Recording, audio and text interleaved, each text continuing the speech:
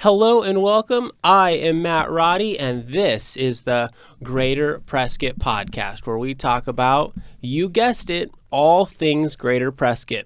Today, I want to welcome my guest, Tom Kelly. Tom Kelly is a retired California Highway Patrol and special agent with the D.E.A., and I think we're going to learn that he probably did some other things as well. Tom, thank you very much for being on the show. You're welcome. Glad to be here. And I don't know how, we haven't talked a whole lot before you came on, so I'll give you just a little bit backstory. I've done 34 episodes so far, 34 guests. Mm-hmm. Most have been small business owners. I'm kind of a small business owner myself, so I have a real heart for that. And I also know that in Greater Prescott, we have a lot of people your age with just stories and previous jobs galore. And so it's always been my desire to have more people like you on the show that aren't a small business owner, but who have retired here and who have a unique story to share. And so I really am grateful that you were willing to come on the show and share some about what you've done in the past. Okay. So thank you. You're welcome. As I start off with all my guests, we're just going to go all the way back to the beginning. Where were you born and raised? What did you do when you were a kid? And then we're just going to start to move on for your story. Well, my dad worked for Bureau of Reclamation. And when he got out of the Army after World War II, he went back home to Altus, Oklahoma. That's where I was born. Okay. But I only lived there about 5 years because he transferred for a better position with the Bureau of Reclamation to Yuma, Arizona. Okay. So I ended up there in 1954. All right. 10,000 people in the city. It was a tiny town, no TV, no nothing, and I had an incredible childhood. It was just wonderful. The Colorado River, just swimming, fishing, shooting our BB guns. Yeah. No TV was a wonderful thing because we were outside all the time. Yeah. Especially in the summer, no air conditioning back then. We had a desert cooler, which doesn't work in the summer, like really. An evaporative cooler? Right. Yeah. Uh-huh. Yeah. Anyway, so that's where I grew up. Okay. Interesting thing, I went to all the schools in Yuma, but when I was a sophomore at Kofa High School in Yuma, my dad worked at Imperial Dam on the river. There was some government housing up by the dam. Okay. We got one of those houses, which saved him a 45-mile drive every day. Whoa. But it made me a California resident. Oh, interesting. So I switched to a tiny high school of 120 students, San Pasqual High School, and that's where I graduated from. Okay. And surprisingly, I must have learned something along the way because I didn't consider myself very bright, but I got really great SAT scores. Yeah. So I applied for and got into some really good colleges. Okay. No money. So I went to the community college, which we called junior college at that time. Okay. AWC in Yuma for 2 years. Joined the Marine Corps. Got out of the Marine Corps. Since I was a California resident, I could apply for the California Highway Patrol. Okay. I don't know if that's still the case or not, but back then you had to be a resident of California. So here I am, a Yuma kid who actually lived on the other side of the river. Like on the other side of the tracks kind of a thing. Yeah, because on that side of the border, the nearest town is El Centro, about 50 miles away. Yeah, that's not close. So people on the California side were considered Yuma people. Even though they lived in California, they did everything in Yuma.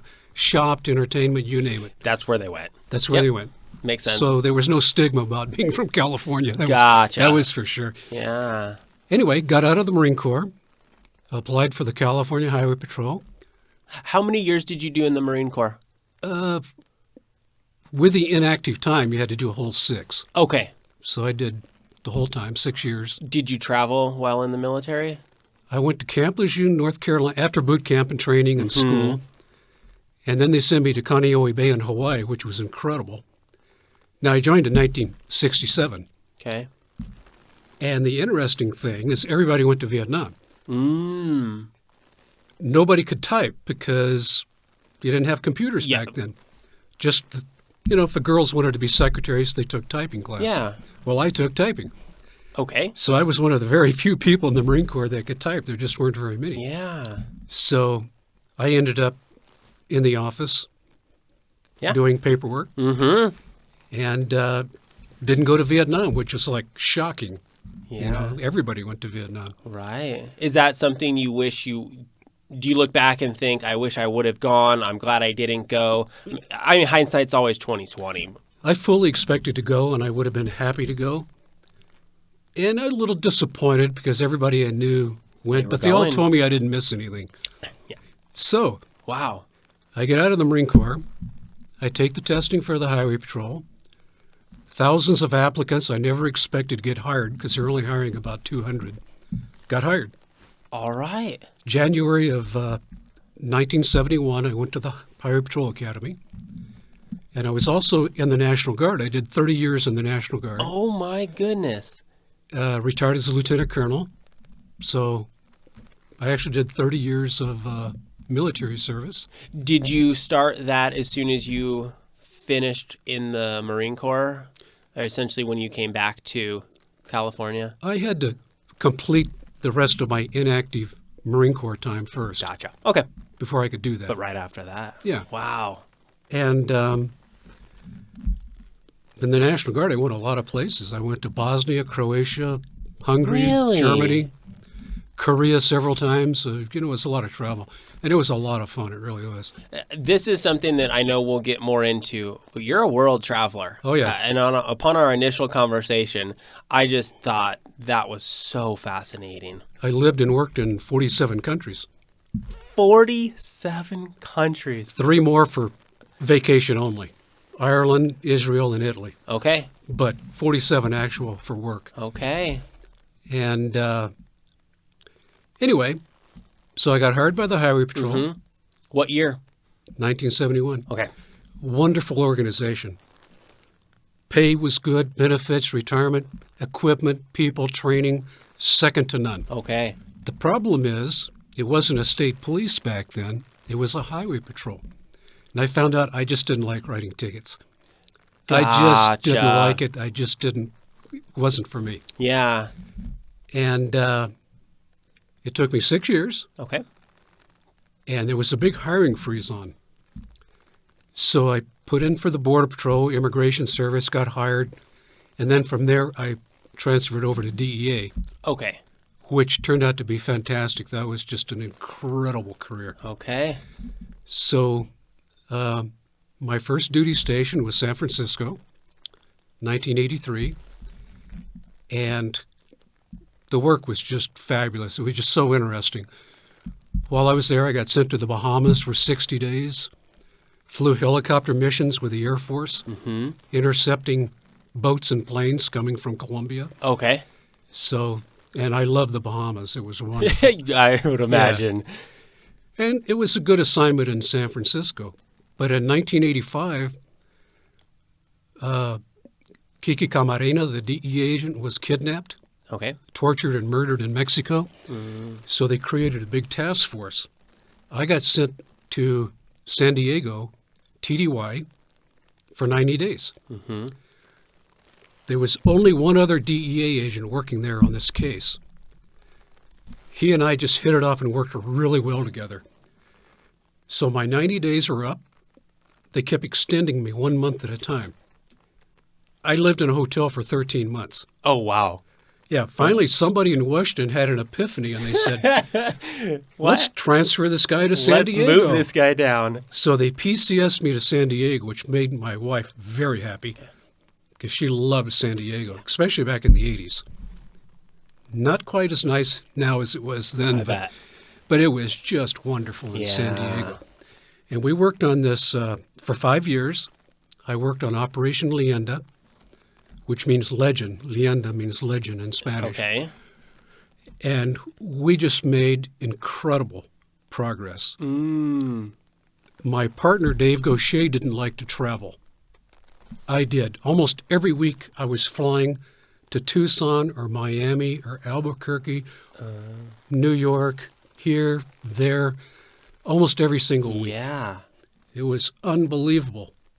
And I created hundreds of DEA reports because the idea was to build a giant conspiracy against certain elements of this smuggling group. Okay. Then to charge them with a conspiracy, which brings life sentences, basically, to get them to flip, to cooperate on who kidnapped Yep.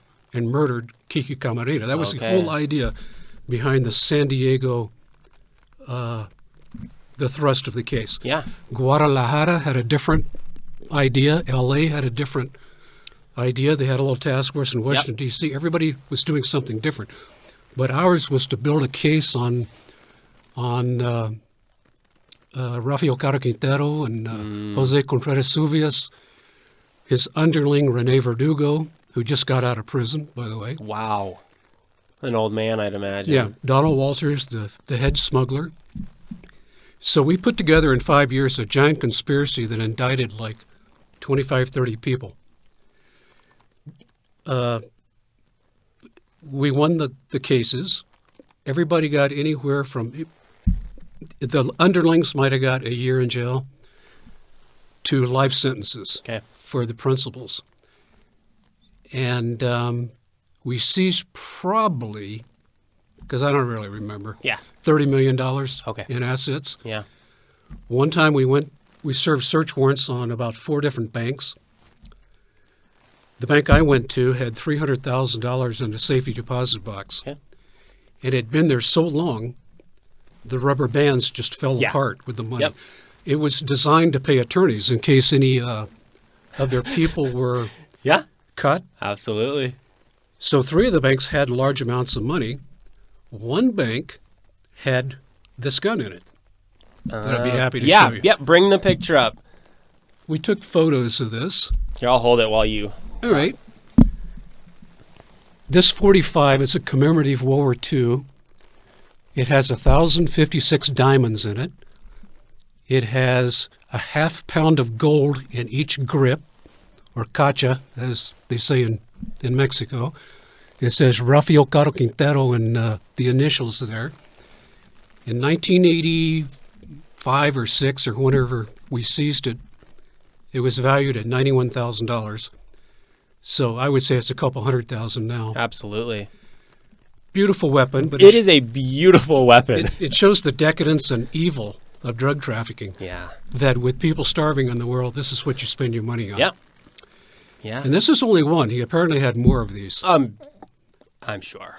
So we had it in the office, and Dave and I, we would take it out and we would play with it and snap off rounds in the office. And then DEA headquarters took it, and it's in the DEA museum now. Okay. They wouldn't let me get within 500 feet of this gun now. But we had it in our desk, playing with it all the time. And Oh my took photos of it. goodness. So the travel was incredible. I went to Bangkok, Thailand one time to pick up a guy in the Bangkok, Thailand immigrations prison, Okay. an American, to bring him back. I went to Maracaibo, Venezuela one time to testify before a Venezuelan judge about Rafael Caro Quintero, it was Jose Contreras Suvias, owned a big, gigantic ranch in Maracaibo, and he also owned a big luxury mansion. Okay. They had no seizure laws. Gotcha. So I testified before this judge and basically created seizure law. Yeah, okay. They seized the ranch and donated it to the University of Zulia. Okay. They seized the house and used it to house army generals or, very important people in the government. Yeah. So that was a really great thing. Man. Not knowing that I would later live in Venezuela because I transferred there. Really? Yeah. I didn't know that at the time. How many years were you in San Diego? 5. Okay. Then where to? I could see in 1999 that this case was winding down. We'd pretty much done everything we could do. Okay. So in 1990, I put in for a job in Caracas, Venezuela. Caracas, as the locals say, Caracas. They don't have the A on the end. Okay. Anyway, so I transferred in 1990 to Venezuela, spent 2 years working out of the embassy in Caracas. Then we opened up a little small resident office in Maracaibo, Venezuela, which was about an hour from the Colombian border. So I transferred over there, and there were 3 agents. I was in charge of the office and 2 agents. Then I had a secretary, and there was a bank building, and the State Department had the top floor because it was a consulado or consulate. Okay. A consulate. So we made a deal with them that we would pay for remodeling in the entire consulate if they gave us free space and they paid the rent and utilities. Okay. So we built a DEA office there, including this gigantic walk-in safe like you have at a bank vault, the size of this room. Okay. And it's where we kept all the weapons, drug seizures, just classified information. Everything was in this fantastic vault. Wow. And I was there for 2 years. Okay. And then what happened, when the Soviet Union dissolved in 1989, it created all these new countries. They were republics before, but now they're new countries. State Department had no money. So they closed 12 consulates around the world, including Maracaibo, and transferred everybody out. So here we just built this office, and it cost like $1 million to build this office. 2 years later, they closed it. Yep. It wasn't DEA's fault, and they were not happy, I can tell you that. But that was a State Department decision. Yep. So I transferred to L.A., and as an agent, it was just traffic, expensive, and I just didn't really like being there. So I spent 2 years there doing various work and put in for El Paso. Got transferred to El Paso, which my wife absolutely hated, but I liked it. Maybe compared to L.A. She's Mexican-American. Okay. And the culture from Sonora, which is where her family is from, is totally different from El Paso, which is next to Chihuahua. Gotcha. She just didn't like it. Yeah, makes sense. Yeah, Anyway, so I was there for 2 years, and I loved it. I was on the airport detail. Okay.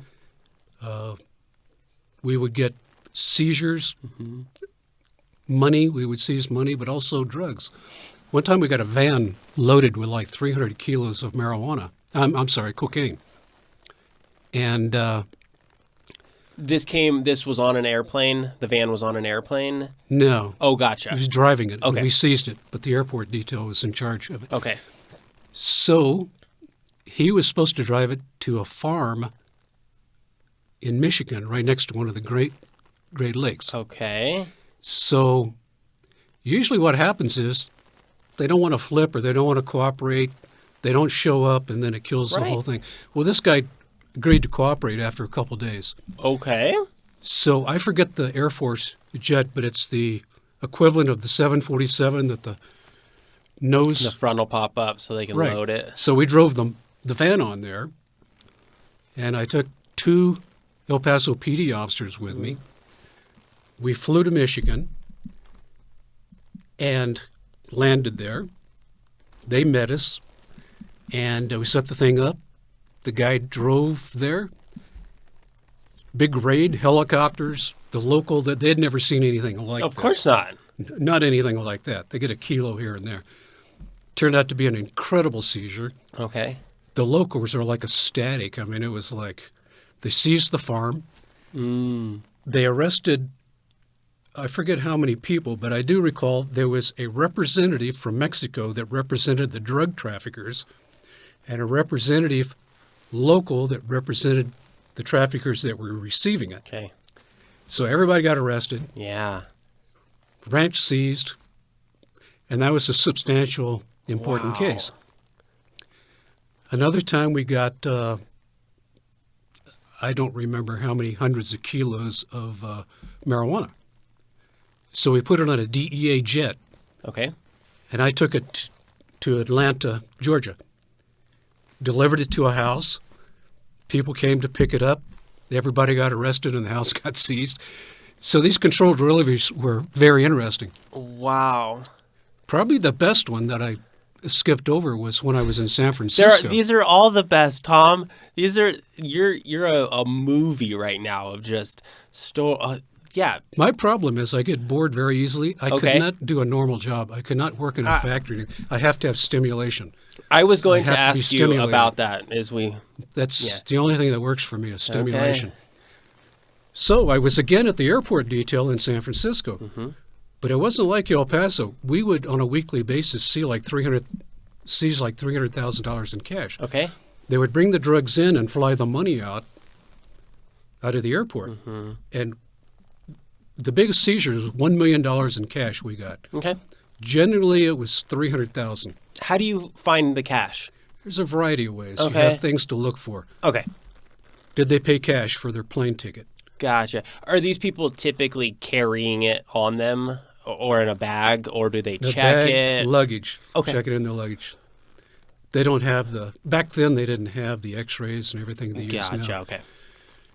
And Because $300,000, I don't know how much space that takes up.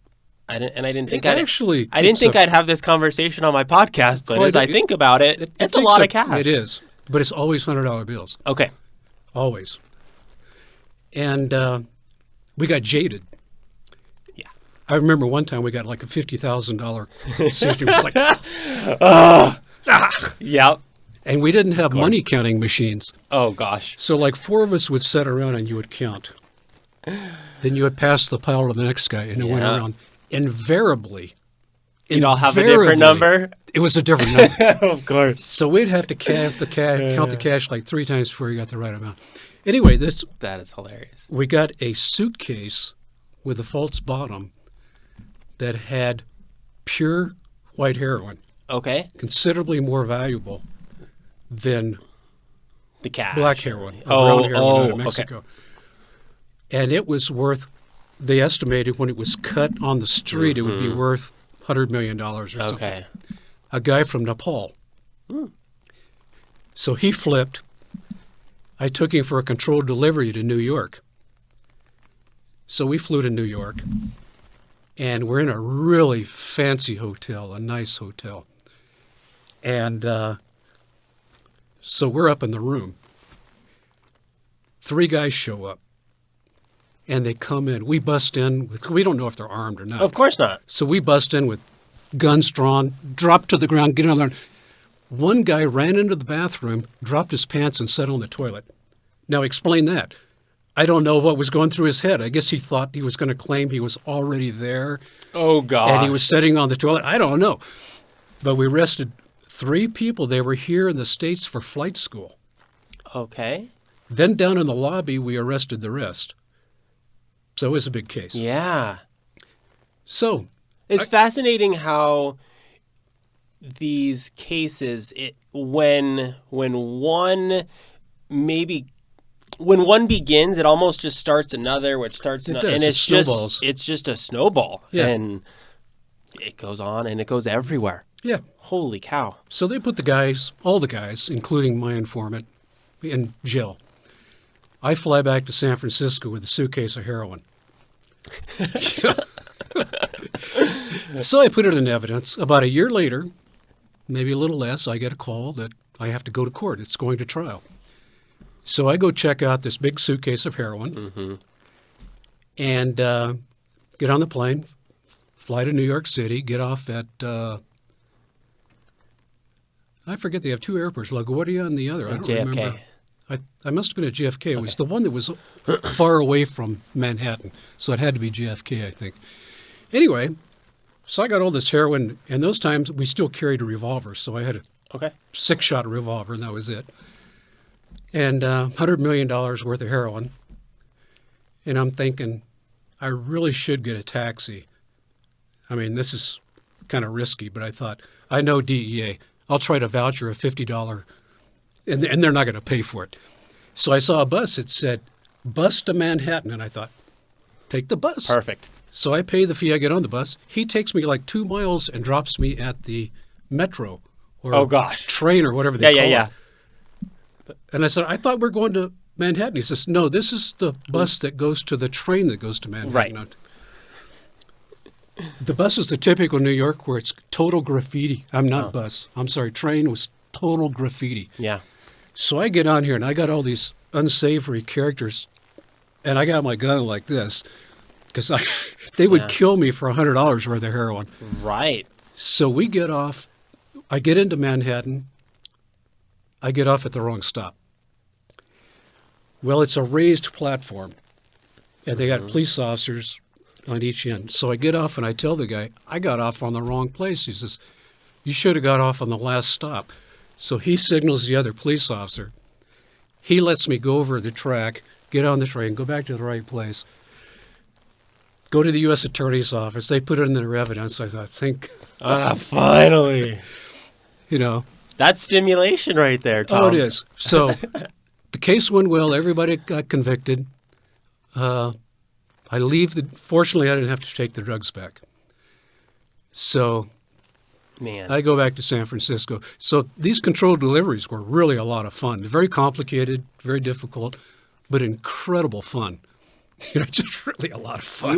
You are quite the man to use the word fun for toting around upwards of $100 million worth of heroin. Might say stimulated, but it was just so much enjoyment from it. What did you do? What kind of thing? I mean, you mentioned when you were living on the Colorado River, you were doing a lot of stimulating things. You were out and about, you're fishing, you're on the water, you're probably boating. I mean, so then it doesn't stop. You then go to the military, the Marines. It just kind of continues and continues. Yeah. Then a police officer. Man. It has to be interesting stuff or I'm not interested. Has to be interesting stuff. So, because I spent the time in the highway patrol and then went to immigration for a while. I was 35 when I got hired by D.E.A. Okay. And most of the people get hired when they're 22, when they're babies. Out of college or whatever. So I'm in El Paso, and now I'm reaching not that many years from retirement age.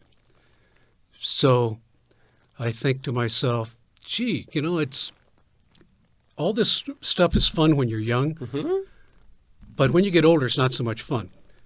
So I'm sitting 2 o'clock in the morning in a government car, civilian plates, and we used to seize so many vehicles from drug traffickers. We had some really cool vehicles. So I'm sitting there at 2 o'clock in the morning. I'm watching a hotel room, and some crook is in there asleep, and I'm thinking, you drink coffee, pee in the coffee cup, throw it out the window. I'm thinking, wait a minute. This was fun years ago. This is not so much fun anymore. I need to do something else.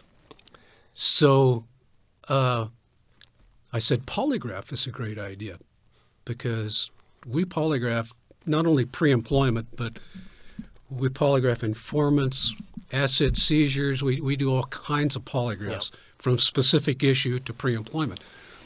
So I put in for 8 polygraph jobs all over the country. DEA has 40 polygraph positions, but at any given time, they've got vacancies. So I put in for 8 polygraph jobs. And the one I wanted the least was in L.A. Where you had lived not long before that. Guess which one I got?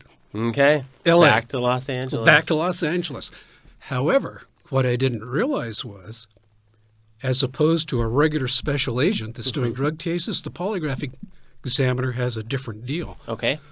My territory was the county of L.A., Riverside County, the entire state of Nevada, Hawaii, Guam, and the Pacific Islands. So that is the weirdest territory. It is. So one day I'd be doing polygraphs at the LA Field Division. Next week I'd be in Las Vegas, stay on the Strip, doing polygraphs at the district office we have in Las Vegas. Okay. Next week I would be in Hawaii. I would stay at the Hilton on Waikiki Beach because we got a government rate, so it was, within per diem. Then I might be in Guam. I just don't know where I'd be. Man. So that's what I did for the LA Field Division. Secondly, when we would have vacancies, sometimes I would fly to like San Francisco, Dallas, or wherever to fill in to catch them up.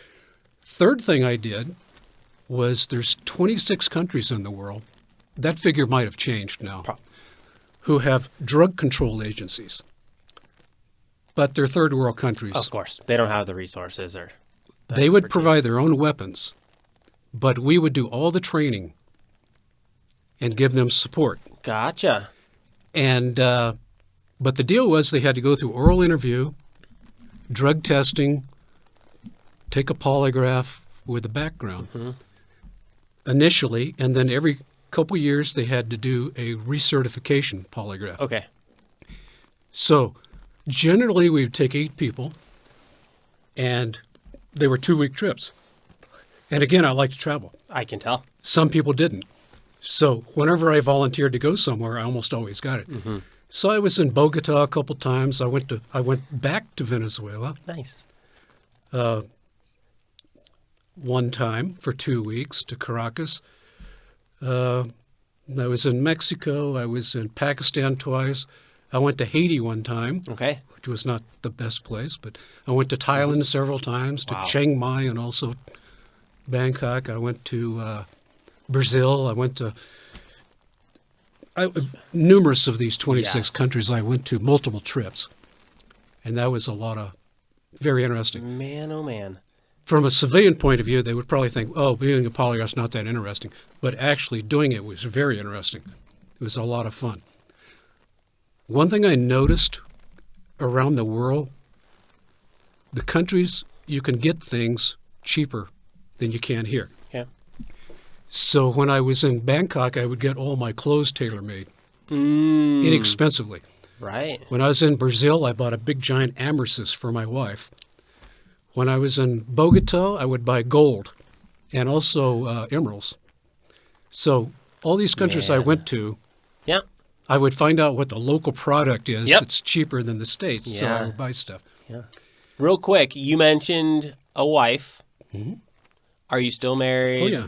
When in this entire timeline did you meet your wife and get married? Well, got out of the Marine Corps. Okay. I was waiting to go to the academy with the CHP, and I got a job at a department store, C.R. Anthony's, which no longer exists. All right. She was working there. Yeah. So she was, really attractive, very Yes. beautiful 20-year-old girl. And so I was the cool guy, going to the high course. and I said, hey, let's go to lunch. Okay. So I go to, where's Olivia? Oh, she went home for lunch. And so I got stood up on my Yes. first date. Olivia. But we started dating, and it worked out, and got married in 1972, Okay. and have 2 sons. And one is in Prescott, one is in Yuma. Oh, good. They're both close. Yeah. Nice. And so it's worked out well over the years. Yeah. Any grandchildren? No, Okay. still waiting. All right. Waiting for that. But Caracas was interesting. I didn't mention anything about that. I was there 2 years. They Where's had- Caracas? In Venezuela. Okay. Worked out of the embassy, and they have 3 law enforcement agencies. Metropolitana, which is the uniformed on the street, Okay. kind of inefficient, known to be corrupt. DEAP, which no longer exists. How come? Hugo Chavez got in and changed the names of everything. But DEAP was kind of like their CIA/FBI. They would work some drug cases, and I'd work with them once in a while, but not too often. Okay. The Guardia Nacional was uniformed, semi-military. Oh. They were actually a military organization, but actually law enforcement, something in between. Okay. Interesting. They were the most honest, had the best cases. They were wonderful to work with. I used to fly around the country with them and do stuff. Okay. So just work with them and had a great time. And then same thing in Maracaibo, except with the police agencies there. Yeah. So got a death threat like once a week in Maracaibo because it's close to the Colombian border. Got my windshield shot out once. Got assaulted on the street once. I won the fight, but I Yeah. got assaulted on the street. So some of the threats were vague and some were very specific. Okay. And, Was it people who knew what you were up to? oh, yeah, everybody knew who we were. Oh, okay. No secret. We had no real problem, but our informants would get murdered. Yeah. Yeah, because they considered us as doing the job we were supposed to do. Okay. they considered the informants as being traitors. So I had this one guy, Papo was his code name, and he was Colombian, but he was in Venezuela a lot. So Papo kept calling me on the phone. Hola, soy Papo. Papo, watch what you say. These lines, everybody from the police to the drug traffickers probably have this line staff. Okay, they love the words okay. But they would pronounce it okay. Okay, Tom, Tomas, okay. Yeah. And then he would proceed to just talk about stuff he shouldn't talk about. Yep. Well, Papo got found murdered on the street one day. Another informant got shot, put in a lake, Lake Maracaibo. So it wasn't real safe for informants, but from our perspective, everything worked good. For you. Out of the Caracas office one time, you know these metal telephone poles that they're replacing wood telephone poles with? Mm-hmm. They were making those in Colombia and stuffing them with cocaine.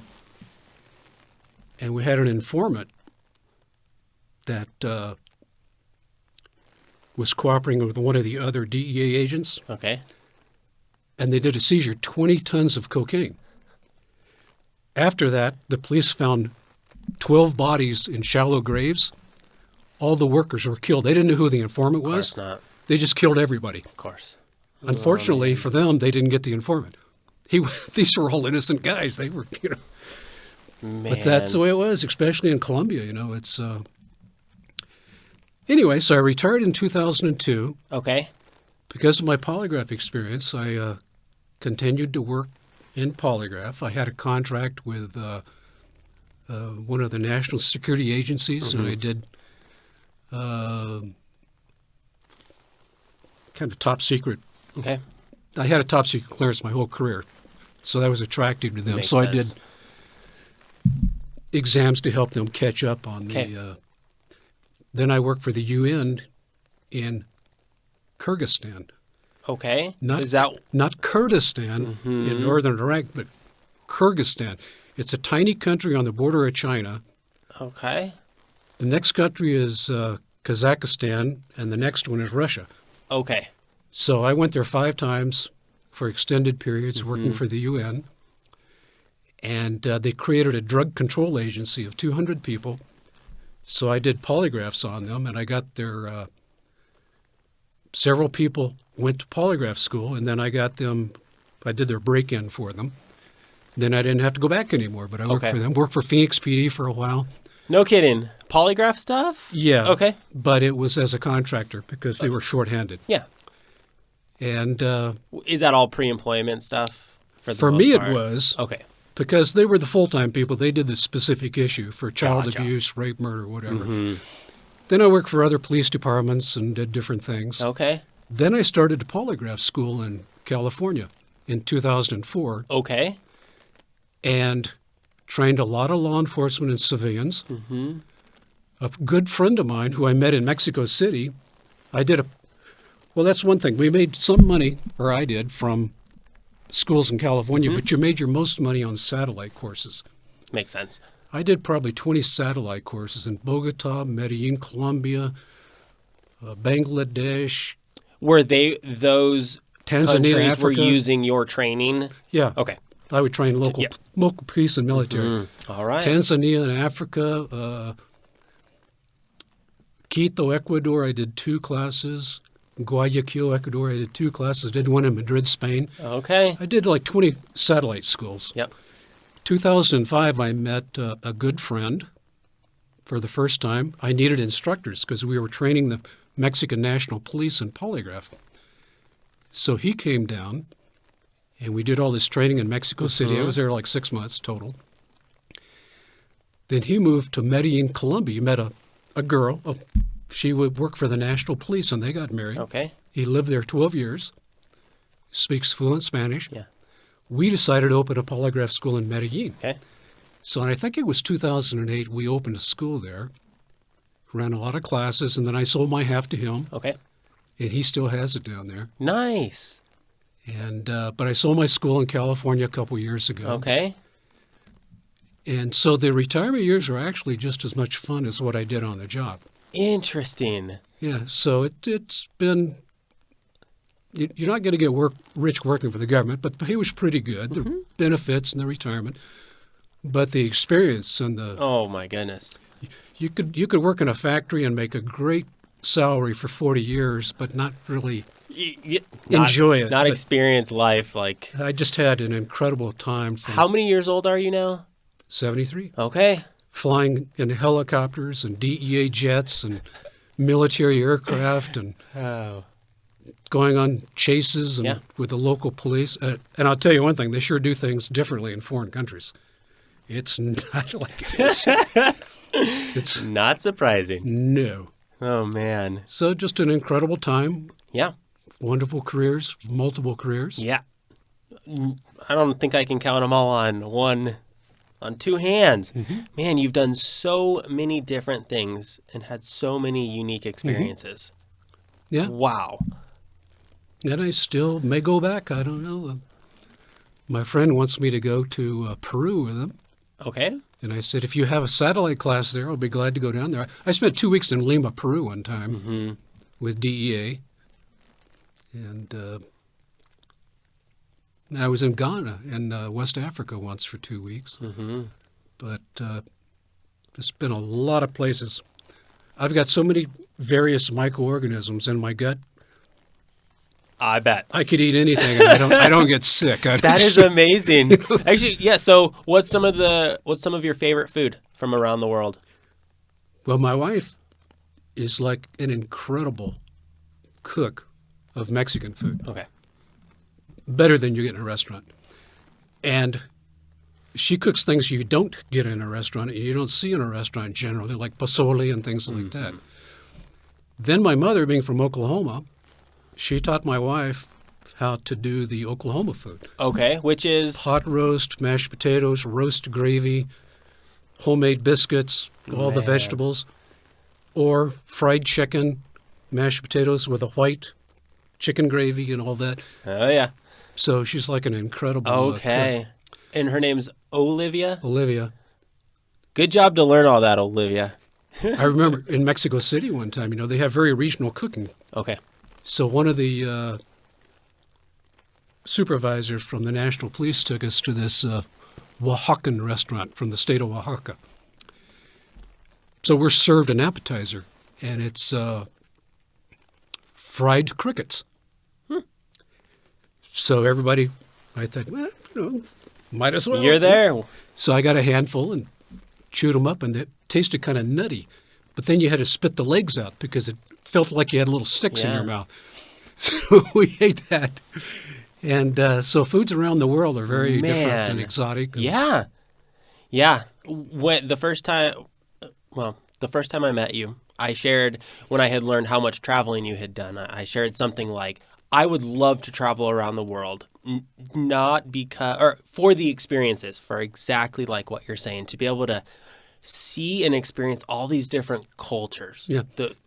We are kind of stuck. I'm stuck in my own little bubble, and I do things my own way, and we do things our own way here. But man, as soon as you step out, you just realize that there are a lot of other ways that people live yeah. life. I'm what you'd call a culturalist. Okay. don't- I've never heard that term. I don't go to places for the enjoyment.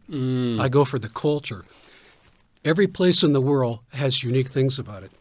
When I was working in Caracas, the country of Guyana, British Guyana, was in our sphere. Okay. Is that an island? No, Guyana. It's you got Guyana, French Guyana, and Suriname. Okay. It's the only English-speaking country in South America. Settled by the Dutch, taken over by the English. Okay. So at least once a quarter, we would fly over there to fly the flag, basically, Okay. because they didn't have all that much of a drug Yeah. problem, but it was in our territory. So we had this one agent that just refused to go because it just wasn't a nice place. Oh. Georgetown, the capital, it just didn't have the quality hotels that Okay. and all that. I volunteered. I went there 3 times. Yeah. I stayed at the Hotel Tower where the Pegasus. That was the only 2 decent hotels, Okay. and they weren't that great. But it was such an interesting culture. Yeah. When they had slavery, of course, they brought black people from Africa.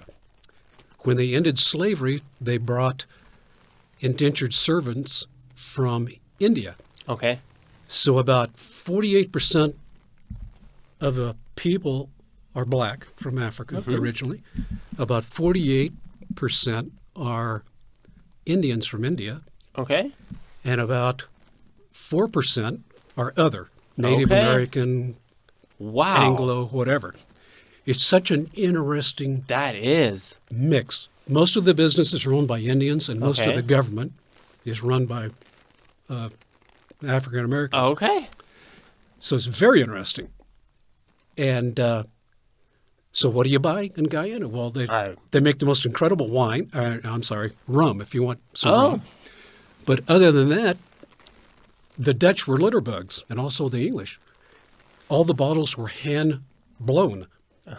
So they would drink a bottle of whiskey or take medicine out of a little bottle, then they would throw it in the river. So it's an industry to dive the rivers and recover these bottles. Then in Georgetown, you can go to a place and buy these bottles. Okay. All these bottles man. that are incredibly old. Yes. And so one time I was working with the military, and they took us to the officers' club. It was pretty nice. So have dinner and For over there. Yeah. having some drinks, whatever. And one of the guy had maybe a few too many drinks, and he looks at me and he goes, "We didn't even know they were there." Tell me more. Who wasn't there? Jones, the guy with the out in the jungle in the south of Guyana. What was his first name? Jim Jones. Yeah. The guy who had the Colt, and then the U.S. congressman or senator, I forget which, landed and they shot and killed him. Okay. And then he forced everybody to drink the Kool-Aid with 200 and something people died. They are very touchy about it there. Okay. So we didn't even know he was there, you know. That is hilarious. The stuff that comes out when you're a little inebriated. Yeah. Oh, man. But it was a great country. I like Guyana because if you're a culturalist, you enjoy the culture. You enjoy the little ebbs and flows of the culture. Yes. And what's going on. Yep. And man. So that was just a wonderful experience. I can tell. I could spend hours talking about I know. It's great. It's why I haven't chimed in much, because I just love the stories. When I worked in these countries, it was just incredible, you know. It's just so much fun. What was one of the most surprising things that you experienced from around the world? Surprising. Well, I don't know if off the top of my head I can. It's just every culture is different. Yeah. The people are treated differently. Some cultures have a lot of natural resources, and yet everybody's impoverished. Okay. Because everything's stolen. Yeah. And other countries are better than others. And Yep. one thing I noticed that I didn't realize was that if you have money, you can live extremely well anywhere in the country. You could go to Haiti and have a luxury place if you have money. You could go live in Pakistan or Brazil or Mexico or wherever if you have money. Yeah. That's one of the things I noticed. Okay. Another thing I noticed is that I think I have a guardian angel. Oh, I bet. Every time I left a country, something happened. I go to Haiti. I stay at the Hotel Montana.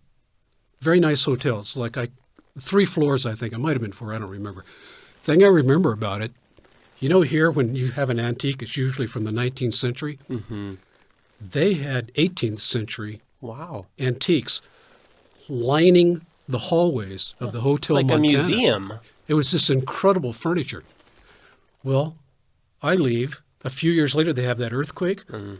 The hotel pancaked, and it killed all the foreigners. That was my hotel. I'm sitting on the runway in Miami, flying to Venezuela, and I looked, man, there's a big storm coming in.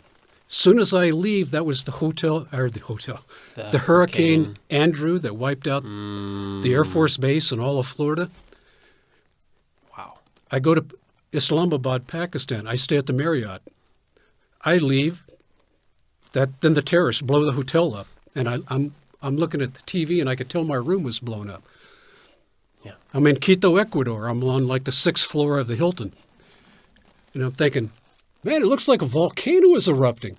I get on a plane and leave, turn on the TV, Everybody's got masks on. There's ash this deep in Quito. It's just like every time I go somewhere and leave, something happens, which was amazing. You absolutely had a guardian angel. Apparently. And that's only a couple of the ways that you had an angel. Mm-hmm. Oh, man. So I mean, because the things that you were doing were absolutely life-threatening, were not only for you, but for all the people around you. And that was largely what you spent your career doing. You spent decades doing that. Mm-hmm. Some advice for anybody that travels. Of course, in Venezuela, I carried a gun all the time. I had gun permits from every state, federal, I got everything. But in other foreign countries, I didn't carry a gun. Okay. So you stay at your hotel. You get up in the morning. You have breakfast in the hotel, or if they don't have a restaurant, you go to a local one to have breakfast. You do your business. When the sun goes down, you're back in your hotel room. Mm. If you do that, the chances of you having a problem anywhere in the world is slim. Makes sense. The people who have problems are the ones that want to see the nightlife, and they go out to nightclubs at night. Mm-hmm. They're the ones who have problems. So, what a surprise. Not at all. Not at all. I remember one time in Caracas, I was flying to somewhere else in the country. So I had all the airport ID. So I go in and I let myself in through the security. Okay.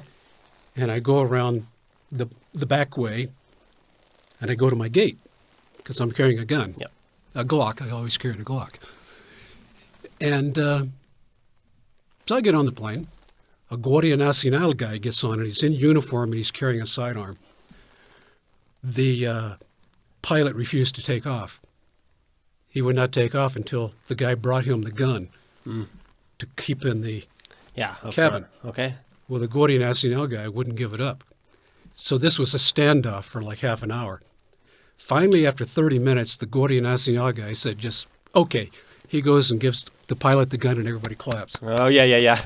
And I'm thinking, here I'm the foreigner. Yep. I'm the American. I'm carrying a Glock. If they only knew. Yeah, and the local guy has to give up his gun. Oh, my goodness. And I got mine, Mm-hmm. So.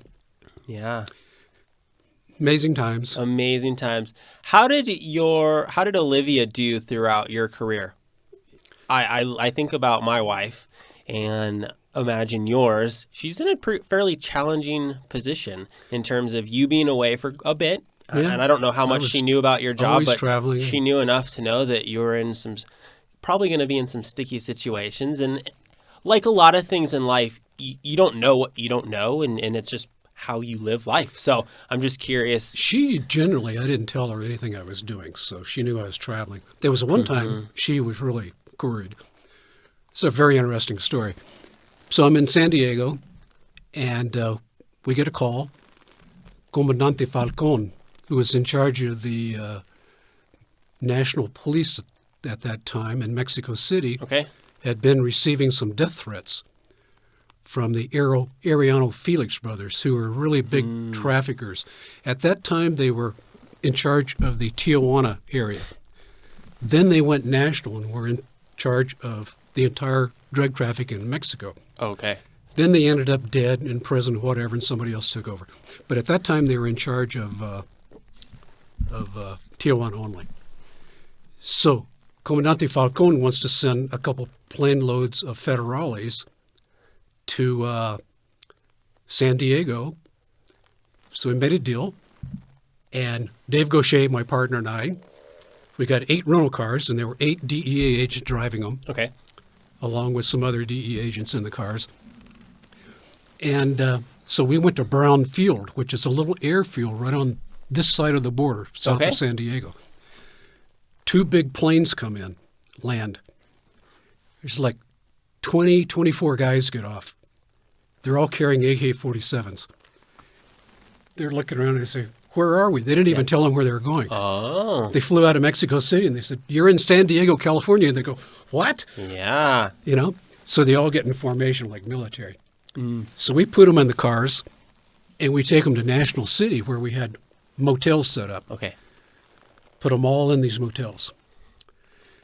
Next morning, we go to pick them up. They're all standing in the parking lot in formation with their AK-47s. A Mexican maid comes out of the hotel and she goes, "Ah!" Yeah, oh, of course. Runs back in the motel because she knew exactly who they were. Yeah. So he said, we got to get the heck out of here. The police are going to be here. So we throw them all in the cars. We go to Tijuana. First thing we do, we go to Benjamin Arellano Felix's house, which is a mansion. And that's not our country. So the DEA agents were back at the cars watching while the federales assaulted the place, knocked the door in. Gotcha. And after they secure it, we go inside. Benjamin's wife, mother, and children are in there, but he's not there. So I said, well, some guy ran out the back in his pajamas. I said, wait a minute.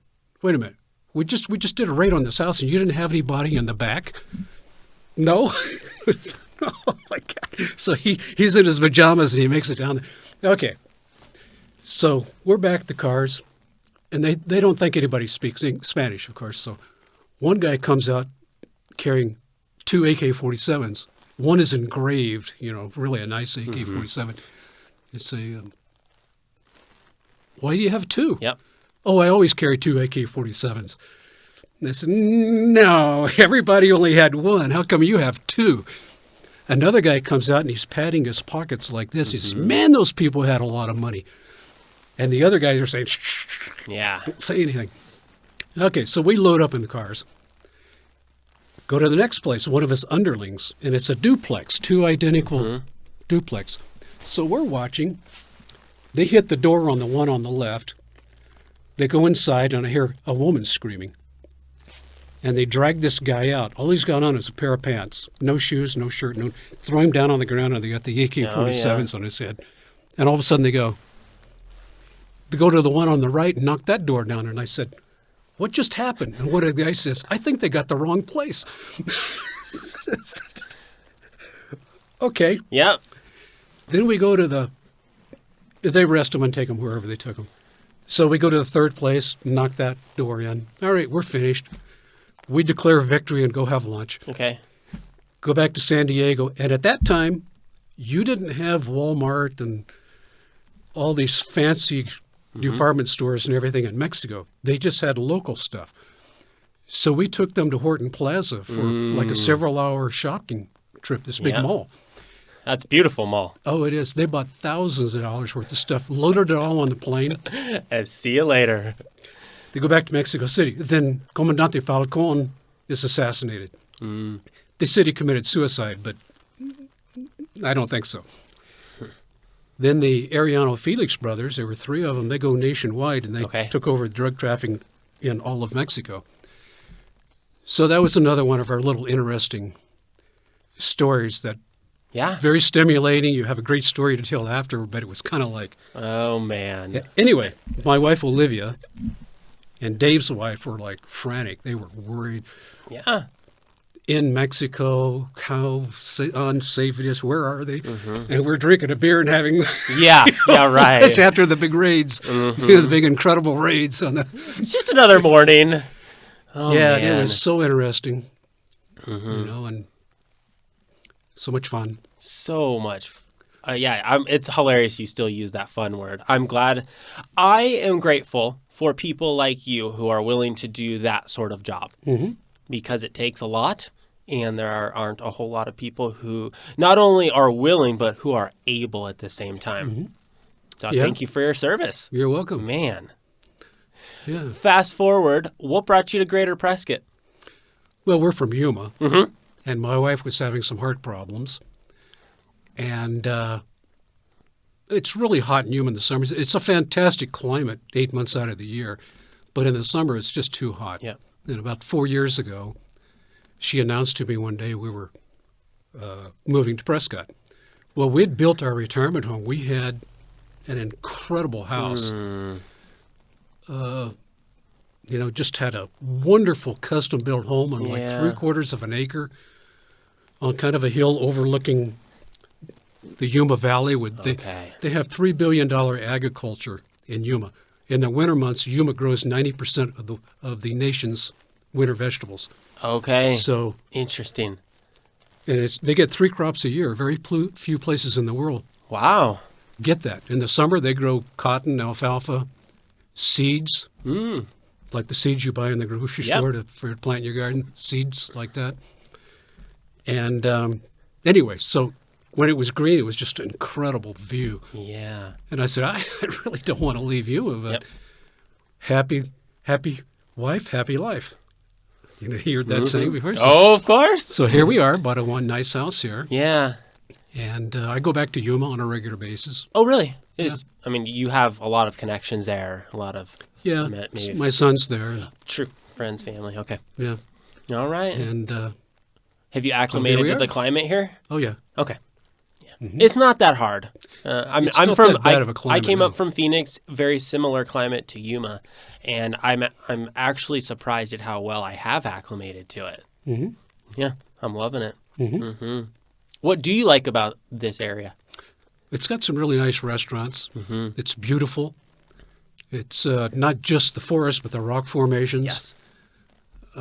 It's got a mild climate compared to many places. It gets cold in the winter, but not that cold. Not that cold. It gets rain and snow, but not that much rain and snow. Not that much. It gets hot in the summer, but not that hot. So it's just a beautiful place, and it's very nice here. Yeah.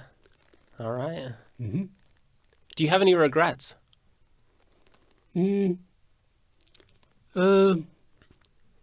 No, I just really enjoyed everything I did. Sure sounds like it. Yeah. I think sometimes so many things I could have done. Mm-hmm. Like I was very interested in agriculture, and I got accepted into Cal Poly Pomona. Okay.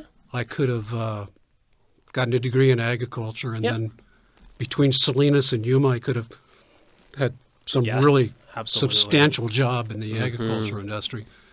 Yeah. And if I had a bad career, then I would have regrets, but I didn't have a bad career. Yeah, true. Yeah. Is your old partner Dave still alive? No, he passed away. Okay. Yeah. All right. Yeah, unfortunately. How many years did you work with Dave? 5. Okay. In San Diego. Yeah. Mm-hmm. That's really neat.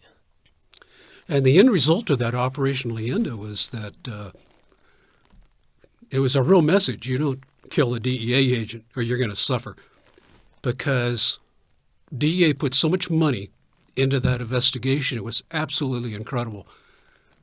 The travel, expenses, everything. And they were hundreds of people that were killed or at least ended up in prison for the rest of their lives. And it got so hot for the Mexican government that people started disappearing, and it was the government that was disappearing. Yeah. It wasn't other drug traffickers. Makes perfect sense. So, it was a lot of people suffered from that. So that's a message that drug traffickers better take home. Yeah. Yeah. And obviously there's a lot of suffering for the work that they do. Mm-hmm. Man, we could talk about that, and I'm sure you have a lot of opinion about just all that whole drug trafficking thing. But it's the problem is there's so much money in it. There's no solution. You take off the head guy in the world, the biggest drug trafficker in Colombia or Mexico. Yeah. He's got 2 lieutenants vying for that spot. Yep. Then there's 4 sergeants vying for those 2 positions. Yeah. Or that one position. So everybody from the street dealer just move up. That's it. There's no solution to it. No. There's simply too much money in it. And we always knew that. But the idea was just to control it, to keep it at a reasonable amount. But even that's failed. We have fentanyl coming from China, methamphetamine from China, the Golden Triangle with heroin, Mexico and black tar heroin from Mexico. And there's just no solution to it. Yeah. But legalization would probably be worse. That's the problem. Yep. Your story has been fascinating, Tom. Mm-hmm. I am grateful, and I know the listeners will also just be glued to their earphones. Just your stories. I really do appreciate you being willing to share. It's not anything unique. Anybody within DEA has probably got I bet very similar stories. Oh, if not better. There's just probably not a whole lot of you around, and especially I just happened to meet you, and I haven't met another one yet. So I appreciate that. You're welcome. In order to wrap it up, I'm going to ask you I call this the rapid fire question section. Super simple. Here we go. No, the first question, number one, what's your favorite thing about Greater Prescott? The climate, I guess. I mean, there's many things, but the climate, after coming from Yuma, it's just a little hot. Yeah. What is your favorite restaurant in Greater Prescott? Rosas. We go there quite a bit.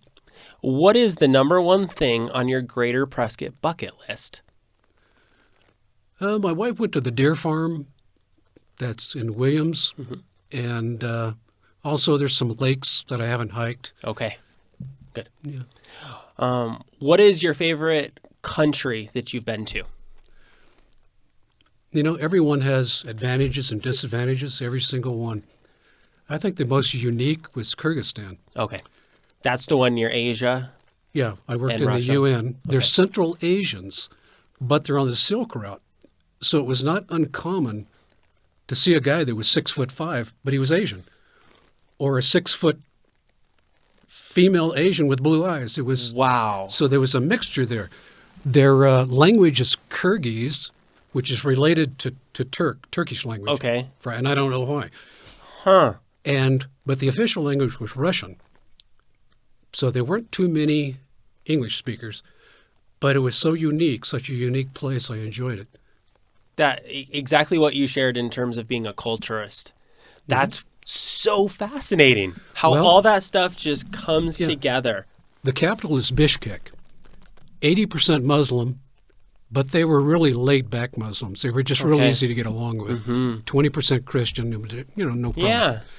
You get in a plane and you fly over the mountains, because Kyrgyzstan has 6%, or was it 8%, of the world's fresh water locked up in glaciers. Oh my gosh. So you fly over the mountains and you land in Osh, O-S-H. Totally different. Conservative Muslims. Okay. You got to watch what you say and do and everything.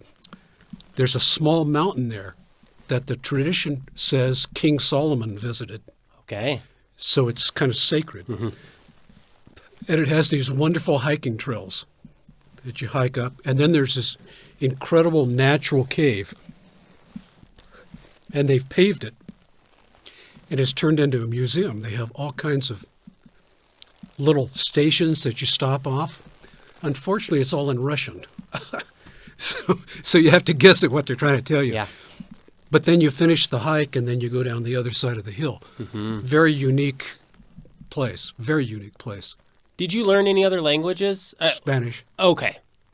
Because of your wife or because of the work that you've done? Work. Okay. Yeah. Yeah, and I learned enough Russian words to get by, like, give me the check, where's the bathroom, that type of stuff. Yeah. But other than that. That makes sense. Next question, what are 3 words to describe living in Greater Prescott?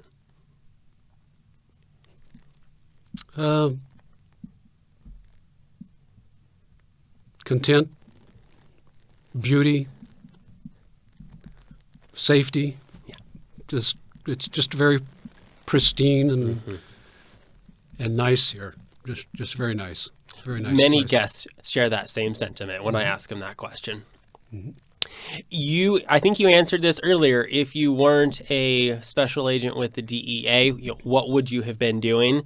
You mentioned agriculture as being one of the options. I like to grow things. I always have a big garden. Okay. And a career in agriculture as someone who's college educated in agriculture, you got to make sure the planting conditions are correct and the proper amounts of fertilizer and this and that, and you got to watch the crops, and that would have been interesting. Okay.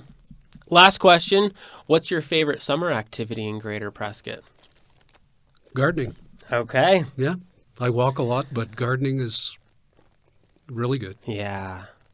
And you travel a bit too. Do you? I still do. Yes, you still do. That's good. I have a heart for people your age thinking if all you do is sit around your house, then it's just not going to be, it doesn't go well. So I'm always excited when people like you go, we travel, we walk, we hike, we are active. Good. Keep it going. Yeah. Good. That's all I have. Okay. I know you could go on, and I would love to hear more, but you also have, I know, lots more to do, and I genuinely appreciate it, Tom. Okay. I've got Just stuff like this, guys.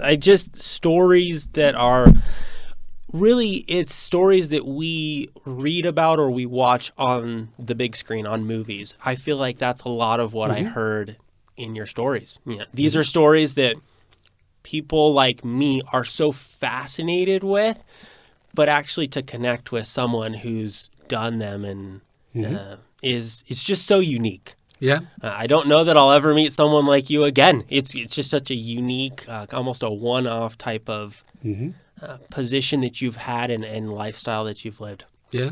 It's been wonderful. Can't complain. Good. Again, I appreciate it, guys. I know that you will have also found this really, really unique and interesting. Tom, thank you. You're welcome. Let's close it out, guys. I hope you enjoy and have a great day.